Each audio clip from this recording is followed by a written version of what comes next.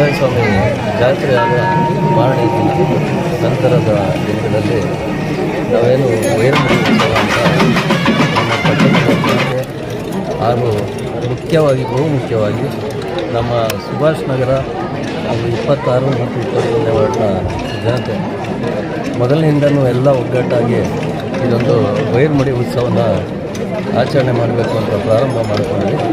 ಅದಾದ ನಂತರ ದಿನಗಳಲ್ಲಿ ಇದನ್ನು ಎಲ್ಲ ನಮ್ಮ ಸ್ನೇಹಿತರು ಮತ್ತು ಹಿತೈಷಿಗಳು ಇವೆಲ್ಲ ಸೇರಿಕೊಂಡು ಒಗ್ಗಟ್ಟಾಗಿ ನಾವು ಈ ಒಂದು ಉತ್ಸವನ ನಡೆಸ್ಕೊಂಡು ಬರ್ತಾಯಿದ್ದೀವಿ.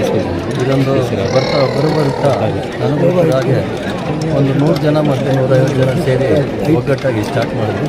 ಇವತ್ತು ಒಟ್ಟಾಗಿ 1000 ಜನ ಸಾರ್ವಜನಿಕರು ಭಕ್ತಾದಿಗಳು ಬಂದು ಈ ಸೇವೆಯಲ್ಲಿ ಪಾಲ್ಗೊಳ್ತಾ ಇದ್ದಾರೆ. ಒಂದು ಸಂತೋಷದ ವಿಚಾರ. ಇದು ಹೀಗೆ ಪ್ರತಿ ವರ್ಷ ನಾವು ಮುಂದುವರ್ಸ್ಕೊಂಡು ಹೋಗ್ತೀವಿ ಅಂತ ಹೇಳಿ. ಈಗ ಮೇಲ್ಕೋಟೆಯಲ್ಲಿ ಹೋಗಿ ನಾವು ಯಾರು ನೋಡೋದಕ್ಕಾಗೋದಿಲ್ಲ, ಇಲ್ಲಿ ಮಾಡ್ತಾ ಇರೋದು ಯಾವ ರೀತಿ?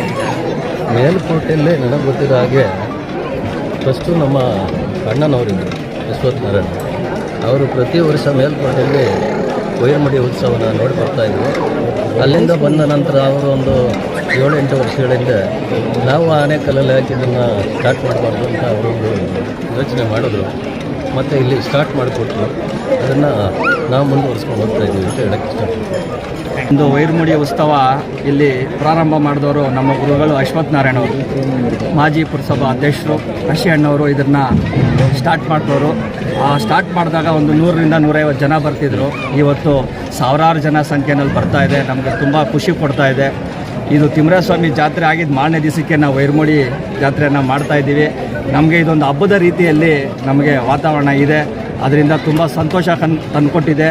ಅಶಣ್ಣವರು ಇರೋವರೆಗೂ ನಡೆಸ್ಕೊಂಡು ಹೋದರು. ಈಗ ನಾವಿರೋವರೆಗೂ ಮತ್ತು ನಮ್ಮ ಪದ್ಯಣ್ಣವ್ರು ಇರೋವರೆಗೂ ಇದನ್ನು ನಡೆಸ್ಕೊಂಡು ಹೋಗಬೇಕು ಅಂತ ನಮ್ಮ ಮನಸ್ಫೂರ್ತಿಯಾಗಿ ಹೇಳ್ತಾ ಇದ್ದೀವಿ. ಎಲ್ಲ ಜನರು ಬಂದು ಈ ಕಾರ್ಯಕ್ರಮಕ್ಕೆ ಸಹಕಾರ ಕೊಟ್ಟಿದ್ದಕ್ಕೆ ಎಲ್ರಿಗೂ ತುಂಬ ಹೃದಯದ ಧನ್ಯವಾದಗಳು ತಿಳಿಸೋಕ್ಕೆ ಇಷ್ಟಪಡ್ತೇನೆ. ವಿಜೃಂಭಣೆಯಿಂದ ಇತಿಹಾಸ ಪ್ರಸಿದ್ಧ ತಿಮ್ಮರಾಯಸ್ವಾಮಿ ಜಾತ್ರೆ ಆದ ನಂತರ ಏನು ಮೇಲುಕೋಟೆಯಲ್ಲಿ ವೈರಮುಡಿ ಉತ್ಸವ ಅಂತ ನಡೀತಾ ಇತ್ತು. ಹಂಗಾಗಿ ನಾವು ಆನೇಕಲ್ಲಲ್ಲೂ ಯಾಕೆ ಮಾಡಬಾರ್ದು ಅಂತ ನಮ್ಮ ಅಶಿ ಅಣ್ಣವರು ಇಲ್ಲಿ ಸ್ಟಾರ್ಟ್ ಮಾಡಿದ್ದು. ನಡೀತಕ್ಕಂಥ ವೈರಮುಡಿ ಉತ್ಸವಕ್ಕೆ ನಮ್ಮ ಆತ್ಮೀಯರು ಸ್ನೇಹಿತರಾದಂಥ ಅಶ್ವತ್ಥನಾರಾಯಣ ಅವರು ಮೇಲ್ಕೋಟೆಗೆ ಹೋಗ್ತಾ ಇದ್ರು ಈ ವೈರಮುಡಿ ಉತ್ಸವ ನೋಡೋದಕ್ಕೆ. ನೋಡ್ಕೊಂಡ್ಬಂದು ಅವ್ರು ಸಾರಿ ಏನು ಹೇಳಿದ್ರು ಅಂದರೆ, ಯಾಕೆ ನಮ್ಮ ತಿಮ್ಮರಾಯಸ್ವಾಮಿ ದೇವಸ್ಥಾನದಲ್ಲಿ ಮಾಡಬಾರ್ದು ಇದನ್ನು ಅಂತೇಳಿ ಮನಸ್ಸು ಮಾಡಿ ಮಾಡಿದ್ರು. ಪುಣ್ಯವಾತ್ವ ಇವತ್ತಿಲ್ಲ.